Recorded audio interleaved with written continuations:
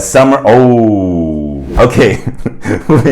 Bu her gördüğümde ne kafayı yiyorum. Oh, language cheese. Oh. Alexander confused. Merhaba arkadaşlar and welcome to my channel.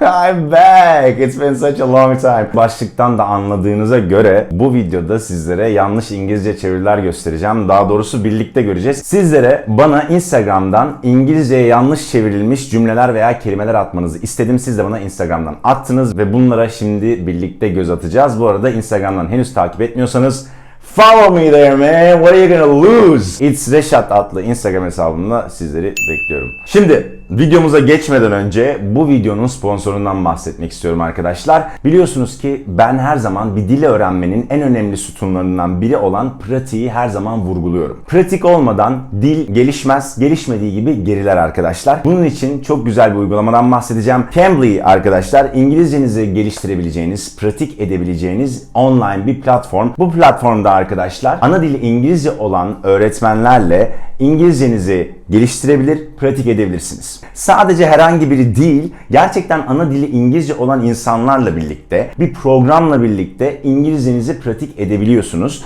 En güzeli, seviyeniz ne olursa olsun her seviye için belirli bir program vardır arkadaşlar. İster iş İngilizcesi olsun, ister IELTS'e hazırlık olsun, ister TOEFL'a hazırlık olsun. Her türlü hedefinizin doğrultusunda burada sizinle birlikte İngilizcenizi pratik edebileceğiniz öğretmenler bulabiliyorsunuz. Tabii ben de bu platformu tavsiye etmeden önce Cambly'yi denedim ve sizlerle az sonra deneyimlerimi paylaşacağım. Ama paylaşmadan önce sizlere ilk olarak bir kupon vermek istiyorum. Bu kuponla birlikte Cambly'deki yılın en büyük indirimlerinden birinden faydalanabilirsiniz arkadaşlar. Şu aşağıya bıraktığım Dillendim 55 kupon kodunu kullanarak Cambly'de %55 indirim alma şansını yakalıyorsunuz. Ama yok hayır, ben ilk baştan bir göz atmak istiyorum, nasıl bir programmış, bir denemek istiyorum diyorsanız aynı kuponu kullanarak Cambly'de 10 dakika ücretsiz ders hakkı kazanıyorsunuz. Bence kesinlikle değer. Şimdi ise size öğretmenlerle çektiğim videolardan kısa bir kesit göstereceğim. Ardından hemen videoya giriş yapıyorum. Let's say my English was mediocre, or even how would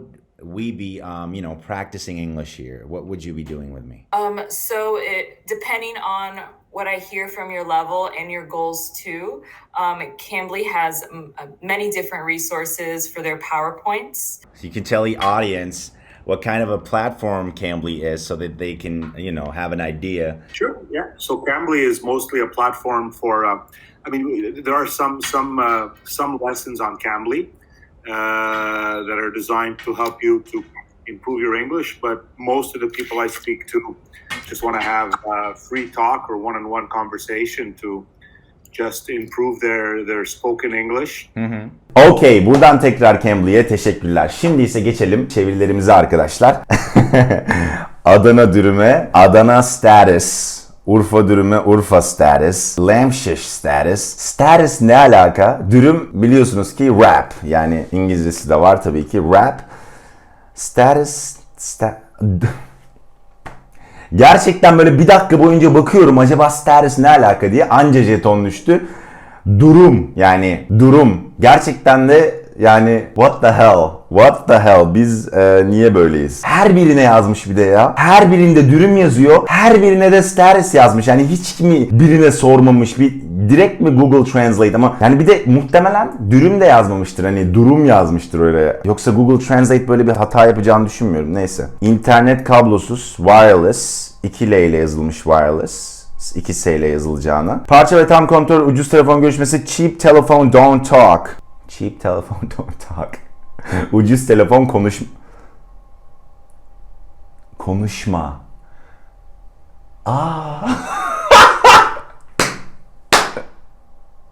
Don't talk, konuşma. Yani konuşma sakın. Yani konuşması anlamında. Allah'ım ya, görüşme. Ucuz telefon görüşmesi değil, ucuz telefon görüşmesi. Yani. Okey. bu benim. Her gördüğümde ne kafayı yiyorum. Ya bu gerçek olamaz. Gerçekten o. Kömürde piliçe chicken trans... Ya bunu çoktandır biliyorum ama bu yani gördüğüm en komik şeylerden, yani bütün hayatımda gördüğüm en komik şeylerden biri olabilir. Müthiş ya, gerçekten kömürde piliç çevirme. Açıklamak da istemiyorum aslında bunları çünkü hani biz geri zekalı mıyız, bize bunu açıklıyorsun falan diye hissedeceğinizi düşünüyorum ama belki aranızda bilmeyenler ya da anlamayanlar vardır diye. Tabii translation, çeviri, şey anlamında, bir dili başka bir dile çevirme, o anlamda çevirme ama işte bir piliç çevirme gibi o değil yani. O değil. Okay. Summer Beach Festival. Arkadaşlar yani muhtemelen biri yanlış telaffuz etmiştir. Hani şunu yaz demiştir ve Summer Beach Festival yerine Summer Beach Festival yazılmış ama muhtemelen bu Korece. Sanırım alttaki şeyler Korece. Gözüm beni şu anda yanıltmıyorsa. Genellikle Türkçe çevirilerden yola çıkacaktık ama. Okey. Gayet komik. Bunu görsem muhtemelen sokakta görsem geberirim kahkahadan yani. Okey. Büyük tuvalet yasaktır. Big toilet no.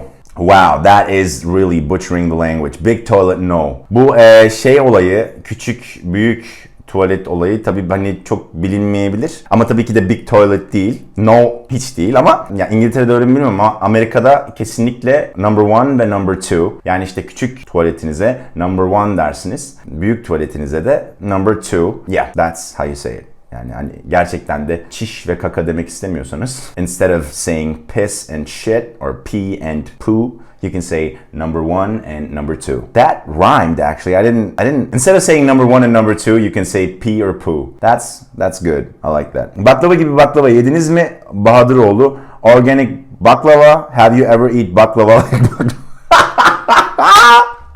Oh my God, you're crazy, man. Have you ever eaten? It's gotta be, have you ever eaten? That's not the correct version of present perfect right here. Ladies and gentlemen, this is gotta be, have you ever eaten baklava like baklava?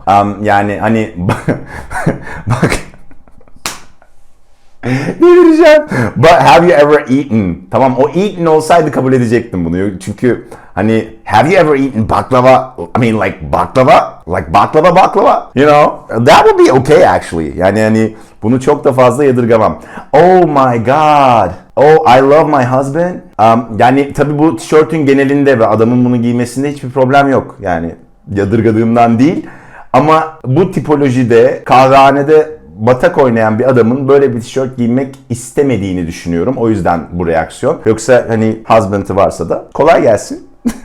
Mutluluklar. Ama bence ben erkeğimi, yani erkek eşimi seviyorum demek istemiyordur herhalde diye düşünüyorum. Naçizane fikrim. Yani bir keşke birazcık böyle bir İngilizce altyapımız olsaydı da giydiğimiz tişörtün ne anlama geldiğini anlasaydık. Okey, ama belli ki arkadaşları da bilmiyor ya da bu fotoğrafı çeken arkadaş hariç bilmiyor. O da onu teklemiş birazcık. Okey, dil peyniri, language. Oh, language cheese. This is hilarious. Bu gerçekten çok komik ama neden gülmedim şu an onu da bilmiyorum ama tabii ki de dil, language, yani konuşulan dil, yani İngilizce, Almanca, İspanyolca, bunların hepsi language ama şu değil. Yani bu tongue. Ama tabii burada tongue cheese. O da olmazdı da. İşte bizim Türkçemizde böyle kullanıyoruz dil peyniri. Neden dil peyniri onu da bilmiyorum ama whatever. Yani kesinlikle language cheese değil. Onu kesinleştirelim de. Pazarlama müdürü oh. Sunday manager. Oh my God. That's crazy. Yıldızlar İnşaat. Gerçekten de Yıldızların İnşaatıymış. Buradan da ufaktan bir marka sponsorluğu yapmış kadar olduk bence yani. Yıldızlar İnşaat, bunun tazminatını sizden rica ediyorum. Pazarlama müdürü, Sunday manager. Yine gerizekalıyı anlatır gibi anlatacağım bazen. Çünkü gerçekten İngilizce bilmeyenler olabilir aranızda. Sunday tabii ki pazar demek ama pazarlama Sunday ile o pazar değil yani. O şey, o marketing. Yani marketing manager olması gerekirdi tabii ki ama Sunday manager, why not? Sounds funny. Okay, Karışık İskender, Alexander Confused.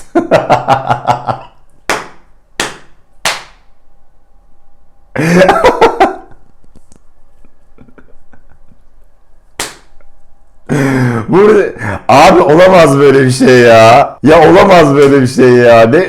Ne komik adamlarsınız ya. Karışık İskender, Alexander Confused. Okay, yani İskender ismi, ya bazı isimler vardır uluslararasıdır arkadaş. İşte ne bileyim Hazreti İsa'nın ismi gibi Jesus. Başka bir dilde Yani diğer dillerde farklı ama aynı anlamda isim. Mesela İskender'de, Büyük İskender mesela Alexander the Great, tamam mı? İskender'in İngilizcesi ya da Almancası Alexander, okay? Şimdi burada İskender'i isim olarak almış, Alexander yapmış ve karışık, yani hani farklı etler içeren anlamında değil de kafası karışık anlamında çevirmiş. Confused.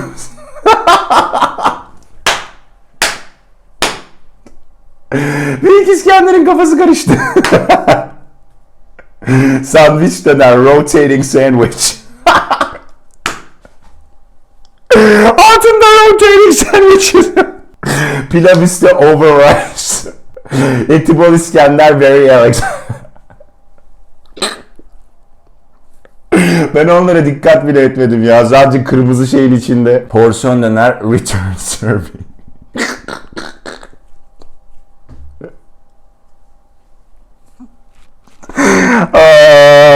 Somebody take my life. This is too much. Çay ocağı, TC.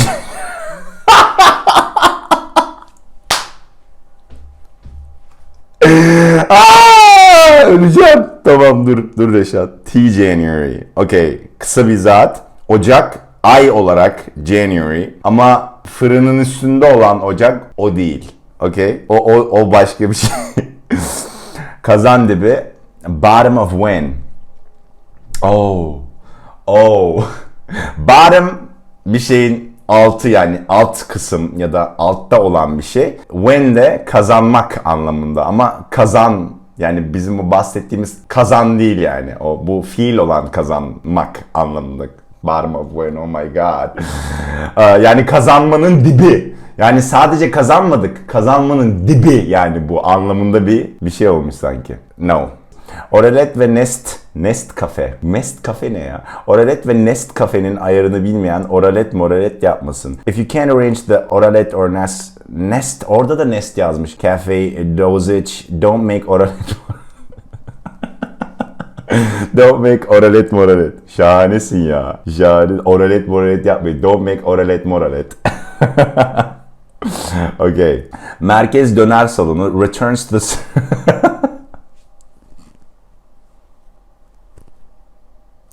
Abi ya bunu menüye yazmak ayrı bir şey. Koskocaman tabelaya dükkanın önüne yazmak başka bir şey yani. Returns. Kimdir? Bu şey diyor mesela, atıyorum. Reşat returns to the Central Hall. Reşat merkez salonuna döner ya da dönüyor. Bu o anlamda. Ya bunu yapamazsın işte ya. Bunu yapamazsın yani. Bunu koskocaman bir şekilde oraya yazamazsın yani. Birinin seni uyarması gerekiyor. Olamaz böyle bir şey. Oh yeah. Bunu Ellen DeGeneres'te görmüştüm. Ellen Show'da. 12. Geleneksel El İşi Eğitim Sempozyumu. 12th Traditional Hand Job Education. Arkadaşlar hand job el işi değil. Ne olduğunu söylemeyeyim ama el işi değil. Yani hand... Belki açıklama kısmına aranızdan birileri yazar ve aydınlanırsınız ama ben en iyisi şu anda hand job'ı da açıklamayayım. Şimdi gelelim en sevdiğime. Yani bunu ilk gördüğümde gülmekten altıma ettim yani. Gerçekten o kadar komik ki. Hello, I'm 40-year man from Somalia. Sorry for my bad England. Bad'i de kötüyü de bed olarak, yatak olarak yazmış. English dedi mi? England diyor. Okay. I sold my wife for internet connection for playing Counter-Strike. Bir insan bir şeyi 50. kez okurken nasıl hala güler? I sold my wife olması gerekiyor ama I sold demiş. Okay. Karımı internet bağlantısı için sattım. Counter-Strike oynayabilmek için. And I want to become the goodest player like you. I play with 400 ping on Brazil server. And I'm global elite too. Please no copy Pastorino my stuff.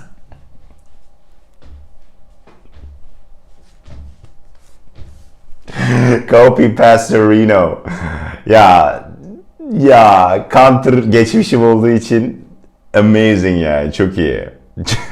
Çok iyi ya, enteresan. Ne kafalar var ya bu dünyada. Gerçekten ne kafalar var. Bu tarz videoları yapmaktan çok keyif alıyorum. Eğer siz de keyif aldıysanız beğeni atıp kanalıma henüz abone olmadıysanız abone olup yanındaki zil butonuna da tıklamayı unutmayın. Instagram'da bazen böyle anketler yapıyorum. Bir şeyler rica ediyorum sizden. Siz de bana gönderiyorsunuz. İletişimde kalıyoruz. DM'leri okuyorum vesaire her şey. O yüzden beni mutlaka Instagram'dan da takip edin. Bir sonraki videom yine eğlenceli bir şeyler olacaktır eminim ve arka planım daha güzel görünecektir. Ondan da eminim. Bir sonraki videomda görüşmek üzere. See you guys till then. Take care!